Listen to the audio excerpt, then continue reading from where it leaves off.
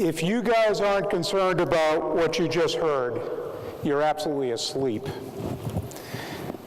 The previous speaker outlined a new world, one that's going to affect everyone here, all of our companies, our commerce, industry, and even our government services. And as we look at how that world's changing, I'd ask you to think about a couple of things. How much are you spending this year in cybersecurity relative to what you spent a few years ago? Are you any better today than you were a few years ago? You can't answer that. Do you understand what the risks are and how much you should spend? You can't answer that. Do you understand the technical concepts of what needs to be developed in order to move forward? And those are the challenges. I want to do a couple of things this morning in the time that I have. I'd like to outline for you how this cybersecurity threat is evolving. And you'll see many common references to the previous talk. You'll see it from a different perspective. You'll see it from a perspective of a user as opposed to the perspective of a hacker. And I want to give you a sense of how industry is responding and how this is going to touch all of us. And lastly, and probably most importantly, I want to give you a sense of a new way to think about cybersecurity, because the typical techniques that we have just aren't going to cut it. We've entered an entirely new era of cybersecurity where we need tools and new technologies, new techniques, and new architectures. The pace and the interconnectivity of commerce has increased, and cybersecurity remains one of the key challenges that must be addressed. At IBM Research, we have over 3,000 researchers across our global laboratories, and a significant part of our research portfolio is either directly or indirectly tied to solving key issues in cybersecurity. We have significant investments in this topic because our customers are asking for more effective approaches each day to respond to three particular challenges. The more sophisticated attacker, you saw examples of that, a rapidly changing business model, which I'll describe, and a highly distributed millennial enterprise, one that's comprised of employees typically under 25 that mash up services, mash up platforms for which there are significant security issues. That's the environment that we're in, and that environment's changed significantly over the past several years. We're witnessing two fundamental factors that have increased cybersecurity risk. First, organizations are embracing new technologies and adopting new business models to become more interconnected. When you look at companies, global companies, they have employees all over the world. I connect with my company, with IBM, gladly not through a Samsung phone, but through an iPhone. But I connect, and by the way, when the demonstration was going on, I turned mine off. I don't know if that helped. But I connect with my corporation through a handheld device. I also connect with my children through the same device, and with my wife through the same device, and through services that I need from government and from commerce through the same device. Those worlds are colliding. Secondly, the interconnected digital universe is exploding. We see enterprises in existing IT infrastructure as a globalized workforce. We see third-party services starting to come together. On the second point, there'll be more than 1 billion workers in the next several years with remote or mobile interconnects. The proliferation of RFID tags is now entering products, certainly passports, buildings, and many of the features that we use every day. That's yet another avenue for cyber attack to occur. Interconnected objects. You've heard about the Internet of Things, the connectivity of our vehicles, our appliances, cameras, consumer products is yet another avenue for those to come through. And lastly, business software spending will increase as software as a service becomes prolific in businesses going forward. The point is that enterprises are no longer defined by a bound perimeter. The flow of people, processes, and technology across the perimeter is making it very, very porous. What I'll call the consumerization of IT, the emergence of cloud services, social media, and interconnecting mutually untrusted entities at a scale that's never been seen before, that's having a big impact. The infrastructure is evolving dynamically to becoming a complex conglomerate of systems, services to support new business models. We see this in social applications. We see this in internet scaling. And we see this with employees that, in the example that I provided, bring your own device in a business enterprise is a very common thing. Services such as Google Drive, Dropbox, Facebook, Amazon Cloud, and others are now becoming the gray matter between a structured enterprise and the employees that want to have access to data across those business services. This is a brand new world, and we've got to think about how we drive, how we develop, and how we support services in that environment with an understanding of what are the risks and how do we secure those. It's this interconnectivity that also empowers attackers. We've seen that. It's that makes a cyber threat and cyber warfare possible. We no longer have a homogeneous structure.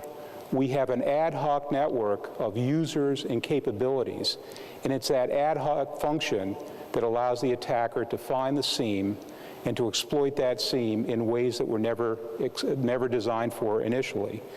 Clearly, we need to bring a measured and a considered approach to this problem, and clearly we need some new solutions. The sophistication of cyber threats, attackers, and motives has escalated dramatically. As we heard, the attackers are motivated and their techniques have evolved over the last several decades, and the threat's rapidly escalating. Every aspect of the enterprise today, whether it's companies that you are employed by or companies that you interact with, and every aspect of that infrastructure is touched by this issue. Criminals are exploiting this pervasive infrastructure to launch attacks. Threats have evolved from simple script kiddies, where elite hackers of the 90s, to actors that are motivated by financial gain, by economic espionage, political activism, and national security. And I would absolutely echo the comments made earlier. Today, many of those actors are well-resourced. They're funded. And while many exploit existing vulnerabilities, they have the capabilities to discover new vulnerabilities, and in some cases create those vulnerabilities along the way. The example of hacking the attendees, providing attendees profiles in this conference, you never arrived in this meeting expecting that would occur on the screen. It's something that was unusual to you. Yet that's a very simple example of a technique that's starting to emerge. Once developed and published, these exploit capabilities are more easily copied and developed, and they can be dropped down to less competent attackers and pervasively spread across the enterprise. Standing still in cyber defense means falling backwards, and that's the issue. The IBM X-Force team last year, for several years, has now been gathering the data. So we've been looking at this problem, as somebody once told me, less to admire the problem and more to understand how can we actually derive and develop solutions for it. This team is very well known throughout the industry. They work on investigating vulnerabilities and threats well ahead of the threat and providing those feeds and reports to our customers. They called 2012 the year of security breach. And as you can see here, this was the increase. There was an increase in scope, scale, and frequency of attacks that went throughout the entire year. No industry was spared. The size of the bubble is proportional to the impact, while the color reflects the techniques that were used. And as you can see, there were a variety of techniques that the attackers used to create the breaches that we read about in the headlines throughout the year. And in fact, 2012 was a record year for cyber attacks. The scale, the scope increased, and perhaps for the first time we saw significant economic losses. E-Trade in Australia was offline for multiple days through a denial-of-service attack. There was a cyber attack that may have cost Zappos.com over $5 billion. The NASDAQ and other stock markets were taken down by denial-of-service attacks. Almost 250,000 Social Security numbers were stolen. The security breaches have hit the credit card companies and may have impacted as many as 10 million cardholders. And this doesn't stop with the commercial sector. Hackers have launched massive denial-of-service campaigns against governments, law enforcement agencies.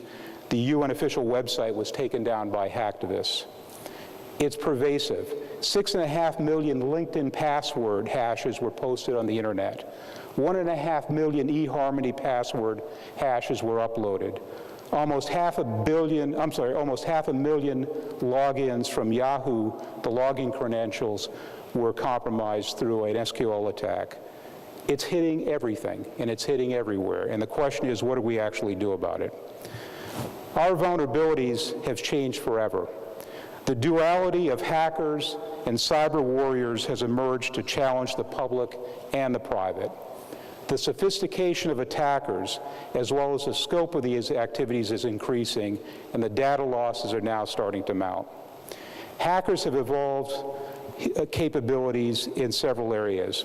First of all, they target the disruption of low-value information, such as sensitive personal information and personally identifiable information, credit card numbers, Facebook accounts, and so forth. They exploit known vulnerabilities with the aim to identify and exploit unpatched machines. Cyber warriors have tuned their techniques to target the theft of sensitive and high-value information. This has a particular consequence for industry. They attack and exploit the zero-day vulnerabilities and social engineering mechanisms, and they target specific individuals and organizations. These threats are rapidly evolving, and in fact, the issue is that the threats are evolving more rapidly than the defenses can be put in place. And in fact, it's a measure-countermeasure strategy, and the measures the attacker has the advantage.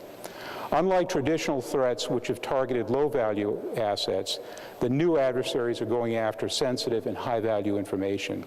And this will have a consequence. For industry, for commerce, and for government, understanding what the risks are with the loss of information or the disruption of services is absolutely critical. The cyber warrior is willing to be patient. They will wait a long time to gain access to a system before they make the next move. They'll work there, they'll install an exploit, they'll use those exploits quietly, very often under the radar, and in fact gain what they're after. Once a threat gets a foothold in a system through these vulnerabilities, they can't be detected or disabled because they operate in a very stealthy mode.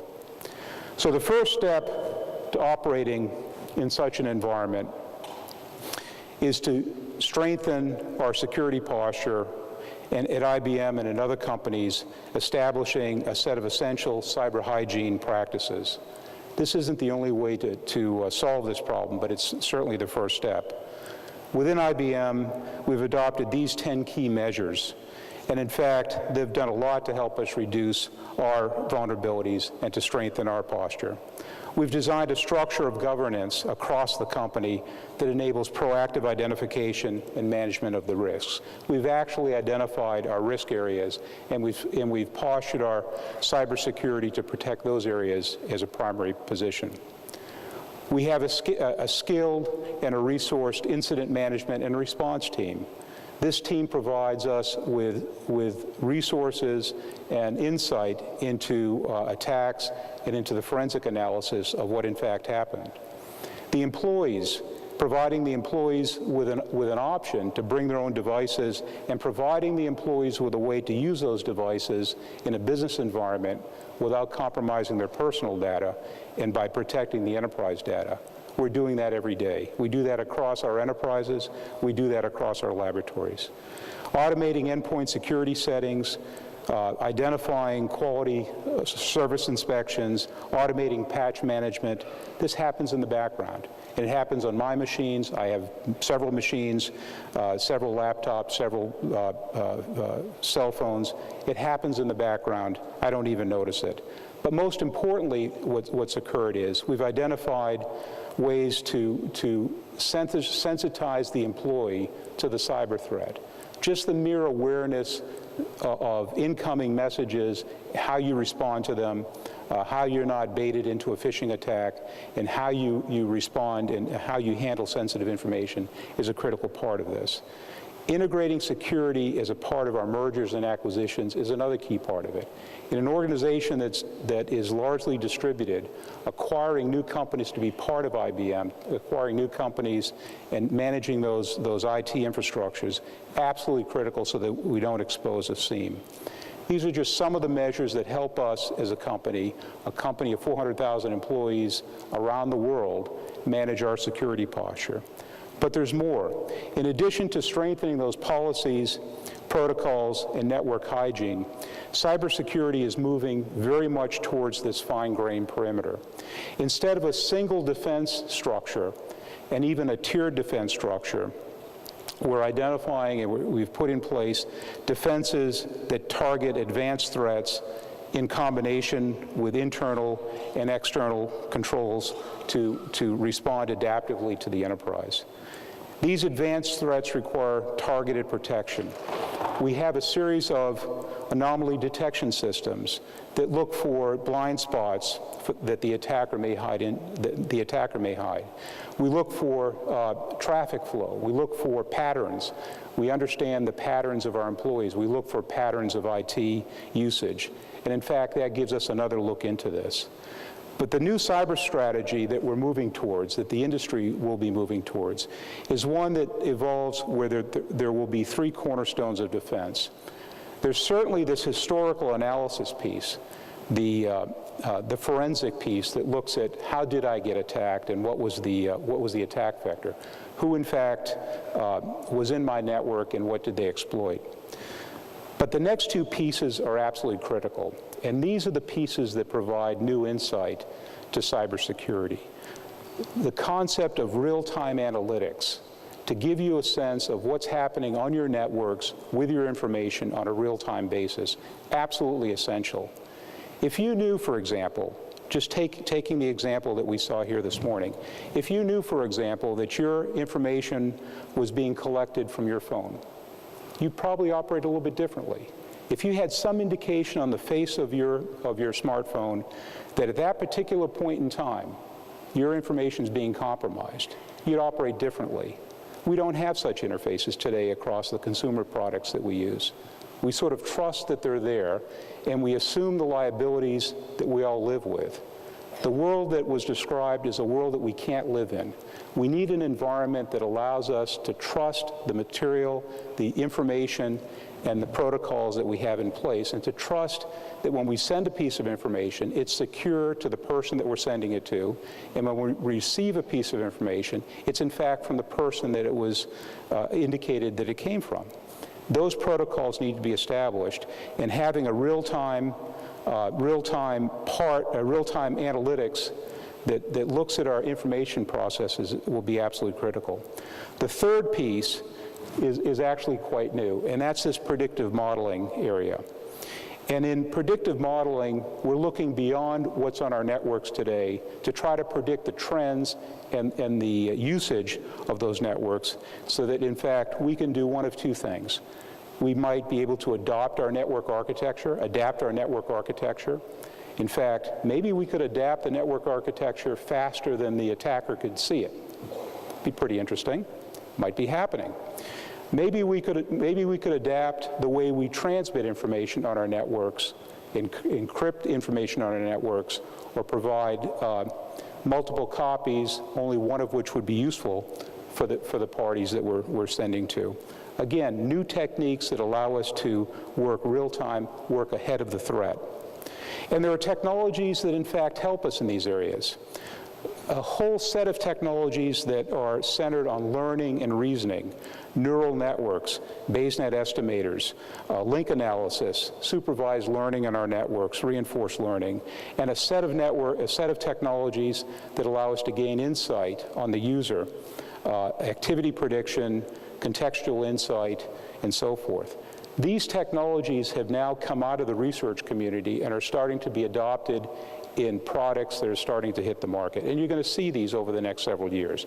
You'll be seeing from a number of companies approaches to attack cybersecurity more than just looking in the rearview mirror, but approaches that allow us to understand what's happening real time in our networks today and what's likely to happen as we go forward.